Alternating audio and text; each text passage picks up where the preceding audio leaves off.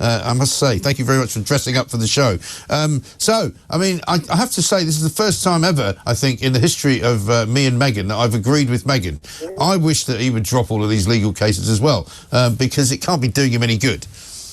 It can't be doing him any good, and that is the problem. But she is saying, right, I wish he would, for once, in a way, give up. But what she also then says is the reason that she understands why he's doing it good, because he loves her and the children so much, and he's doing it for them. Which, again, that may be part of the reason. Of course, part of the thing that he's arguing about is he wants increased security here in the UK when he comes here. He doesn't feel that he can come here in the present circumstances because he feels that his family will be unsafe here, which I think many of us may want to take with a pinch of salt, because I am sure he's afforded the necessary protection when he's here, just not at the level that he used to have, because he's no longer a working member of the royal family. Right. And also he keeps appealing and appealing and appealing. He keeps losing as well. And you just think after a while, just take no for an answer. He was on ITV again just last week, wasn't he? Talking about the tabloids and how terrible it all was, and how it ruined his relationship with his family. And that wasn't even a documentary about him. It was a documentary about tabloids. Well, and again, he said there, the reason he fears for his wife and children's safety when he comes here. So I think, again, he seems to have got himself and backed himself into a bit of a corner. And I think that's part of the problem. I don't think he knows how to get out of this, because, yes, he probably wants to come here. But at the same time, I'm not sure Meghan is desperate to come here with her children, even though Harry may want to have a rapprochement with his family. But that, as this article in the Telegraph suggests, the breakdown of trust and the lack of communication between parties, the king is not overly encouraging, it would seem. But I'm sure he would like to repair his relationship with his son.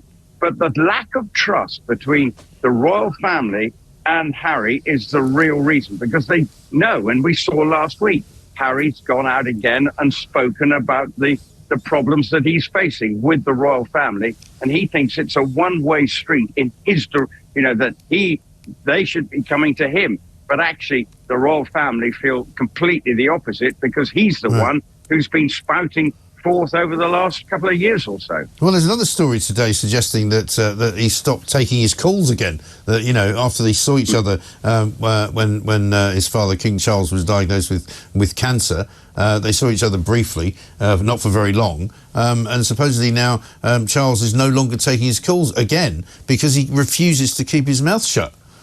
Well, I think that is the big problem, and until they can see that Harry, maybe these court cases don't help because he's always in the public spotlight. There's got to be a period where he actually now goes away and gets on with his new life and be happy and live in the moment, as Meghan talks about in this article.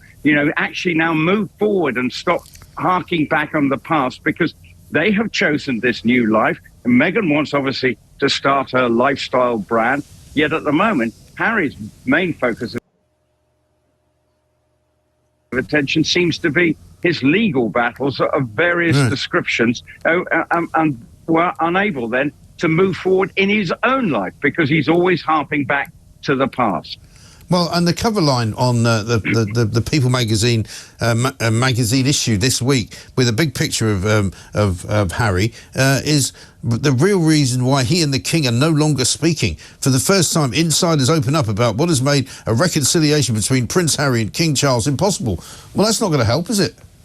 No, it's not. And this is the problem. If they can actually just shut up for a time, maybe that will actually be the thing that brings about a repairing of the fractured relationship. Yes. Because they want to see that, anything they do is not suddenly reported. And as we keep saying, recollections may vary. The late Queen's great line, and that there are obviously always two sides to every story. But at the moment, it's a one-way ticket in terms of how that story is being delivered. And that is the problem, because the royal family don't, or the ones in this country, don't talk to the press about family issues, that they just get on with the job in hand. And that is the problem for of the royal family. They just feel that Harry is just too eager to spill the beans, as it were, and cause a further rift within the family. Yes, it's the only thing he seems to know how to do. Rupert, thank you very much indeed. Good to talk to you. Have a lovely day. It looks like you're going to have a lovely day down there. It looks a lot nicer there than it is here, actually. There's no sun here. I don't know what's going on.